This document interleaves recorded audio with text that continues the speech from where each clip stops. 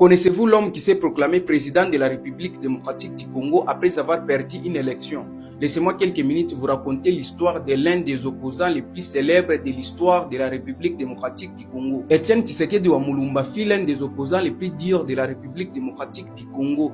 Il est né le 14 décembre 1932 à Kabulwanda, une localité située dans l'actuel Kasaï occidental. Son père s'appelle Alexis Mulumba, sa mère Agnès. Il est issu d'une fratrie de 8 enfants et il est le deuxième de la famille. Très tôt, il commence son parcours scolaire dans une école missionnaire où il reçoit une éducation religieuse. En 1964, il rencontre celle qui deviendra son époux Marthe Kassalu. Un an plus tard, ils officialisent leur union par un mariage à Kananga. Très tôt, Tshisekedi quitte sa région natale et s'installe à Kinshasa en 1956. Animé par une grande soif de connaissances, il poursuit ses études supérieures à l'université de Lovanium, où il obtient en 1961 un diplôme en droit, devenant ainsi l'un des premiers Congolais docteurs en droit. Et la même année, Tshisekedi fait partie des rares diplômés du pays. Il est nommé directeur général de l'École nationale en droit et administration. Le 28 novembre, après le coup d'état de Mobutu Sese Seko, Tshisekedi est nommé ministre de l'Intérieur et des Affaires coutumières. Mais il n'avait pas la gestion directe des affaires judiciaires, car Mobutu tenait lui-même ses pouvoirs. Grâce à sa proximité avec Mobutu, il bénéficie pendant un temps d'un certain avantage du président. De la fin des années 1960 jusqu'aux années 1980, Tshisekedi occupe des postes très importants au sein du gouvernement et aussi des entreprises publiques sous le régime de Mobutu. Cependant, malgré cette collaboration, leur alliance ne sera pas éternelle. Dans les années 80, le Zaïre traverse une période difficile. Maintenant, le problème vient après le décès du président de l'Assemblée nationale. Mobutu nomme directement à ce poste Nzondomio en avril 1980,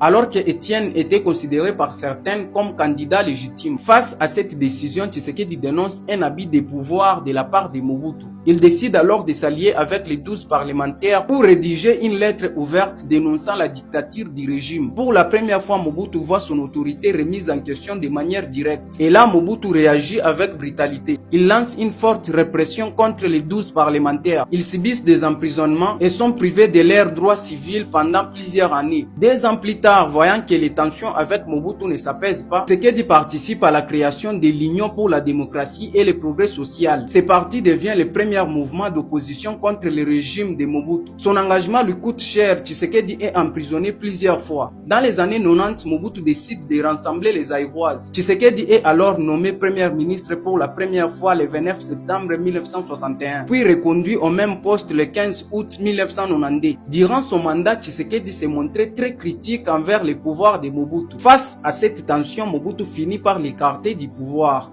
3 ans plus tard, la santé de Mobutu n'est plus stable et le pays entre dans une nouvelle crise. Pendant ce temps, Laurent Désiré Kabila relance une rébellion contre le régime. Le 2 avril 1993, Mobutu signe une ordonnance officielle. Tshisekedi devient chef du gouvernement. Et en avril 1993, Tshisekedi devient premier ministre pour la 3e fois. Mais il est ensuite remplacé le 17 mai 1997. Laurent Désiré Kabila entre à Kinshasa, marquant la chute définitive de Mobutu et l'effondrement de son régime. En janvier 2001, un nouvel événement bouleverse le pays. Laurent Désiré Kabila est assassiné dans son bureau et son fils Joseph Kabila Kabange prend le pouvoir. Et en 2003, un gouvernement de transition est mis en place sous la forme de 4+1, dirigé par Joseph Kabila Kabange et 4 autres vice-présidents. Mais Etienne Tshisekedi, lui, refuse de signer l'accord de transition, estimant qu'il ne résout pas vraiment les problèmes du pays. Il organise plusieurs manifestations appelées boycott du gouvernement. En 2005, une nouvelle constitution est adoptée en référendum, ouvrant la voie des premières élections en 2006. Pendant cette période, Tshisekedi et l'UDPS continuent de boycotter le processus électoral qui juge non transparent. Entre 2008 et 2011, Tshisekedi part en exil pour des raisons de santé. Après plusieurs années d'absence, il annonce son retour le 8 décembre 2010. Et en 2011, la RDC organise une nouvelle élection présidentielle. Les Congolais devaient choisir entre Joseph Kabila Kabange, candidat à sa propre succession, et Etienne Tshisekedi, leader d'opposition. Finalement, Joseph Kabila Kabange est déclaré vainqueur avec environ 49% contre environ 32 d'Etienne Tshisekedi. Et là, le problème arrive. Tshisekedi refuse d'accepter les résultats. Il se proclame de lui-même président depuis sa résidence. Et en juin 2014, à l'âge de 82 ans, Etienne Tshisekedi quitte le pays pour aller se soigner en Belgique.